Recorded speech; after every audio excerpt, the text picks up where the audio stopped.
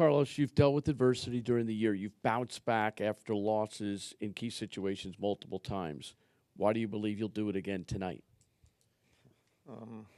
That's who we are. We got great players. We got great people. And we know that, we got punched yesterday. We'll come back today, and we're going to go prepare, compete, and try to get the job done. A lot of confidence on our guys. And we've shown the whole year. This is a group that is resilient, that they have that grit. They fight, and they're not going to give up, and they're going to continue to play. So that'll be the same mentality, the same approach today, and we're going to go out there and have fun. Okay, next question. Barry? Hey, Carlos, you talked about Nemo yesterday and what he was playing through. When you see Freddie not in the lineup today because of what he's playing through, how much respect do you have for these guys for what they're putting up with at this time to just play at their max of what they have left in the playoffs?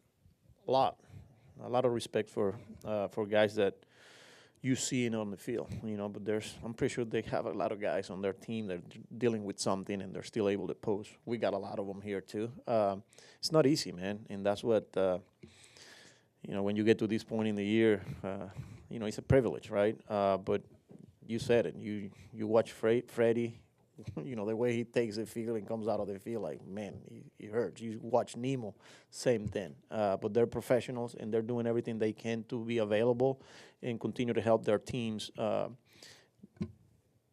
get some wins, right? On our case with Nemo, he's doing everything he can. And not only he's available, he's playing in the outfield.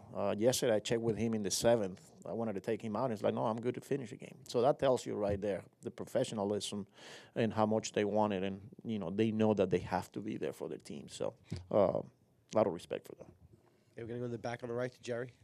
Hey, Carlos, was using Ty Lower to close out the game yesterday a matter of setting up your bullpen for the next couple games? Yeah. Once we got down like that, instead of using two more guys with McGill having, all his pitches. He could go on to 90, 100 pitches if we needed to. And he did that, He went out there and was able to finish a game. So saved some of the other guys from coming in that game, and now they're available for today. So. Okay, we're going to go over here on the far left to Tim in the first row. What's impressed you most about what Quintana's been able to do since really mid to late August for you? Yeah, I think a lot, the way he's using all of his pitches in the strike zone. When he was in trouble, when it was hard for him, when he was struggling, it seems like he was nibbling and getting behind in counts. And then when he came in the zone, they made him pay. But I feel like the way he's using all of his pitches, whether it's the breaking ball, not to only get ahead, but to get chases, the changeup, or the two seam to get ground balls when he needs to. I think it's a combination of, the pitch package and how he's using it. But again, he has to be in the strike zone with all of them. Okay, we're going to go to Tim Healy on the left in the second row.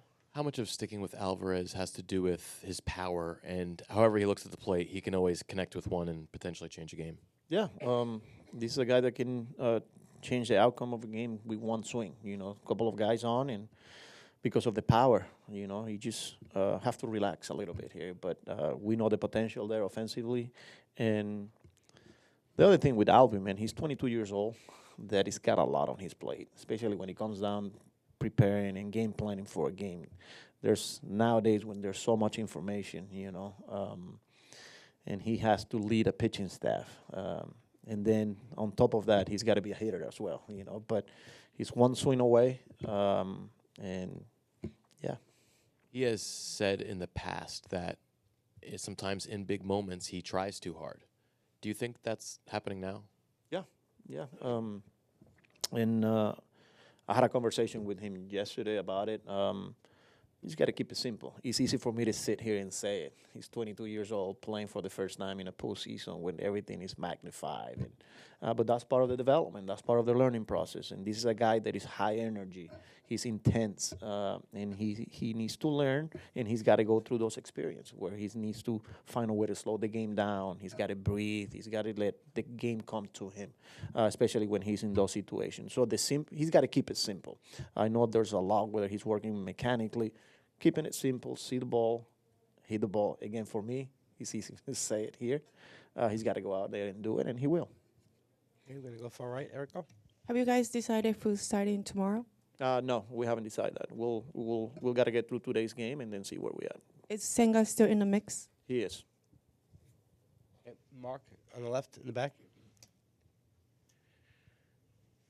Carlos, how much tougher is it on your offense, just with the amount of pitchers the Dodgers have used in the series? Where I think Lindor has seen 9 different pitchers in 3 games, so he's not seeing anyone repeatedly. Just how much tougher is that for the guys?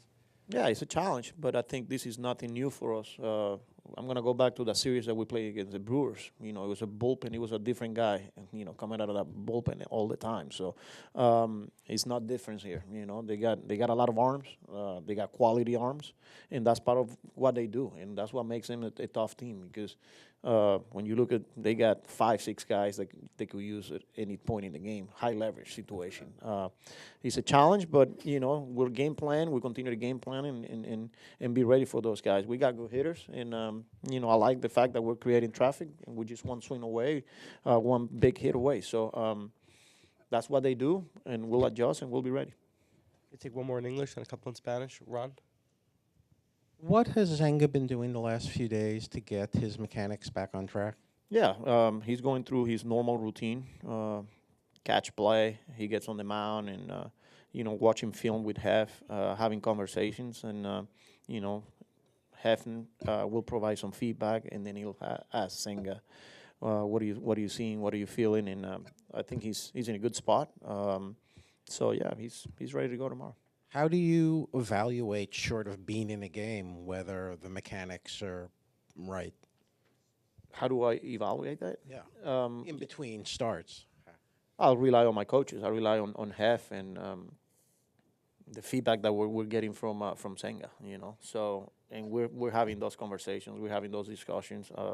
It was positive yesterday what I got from Hef.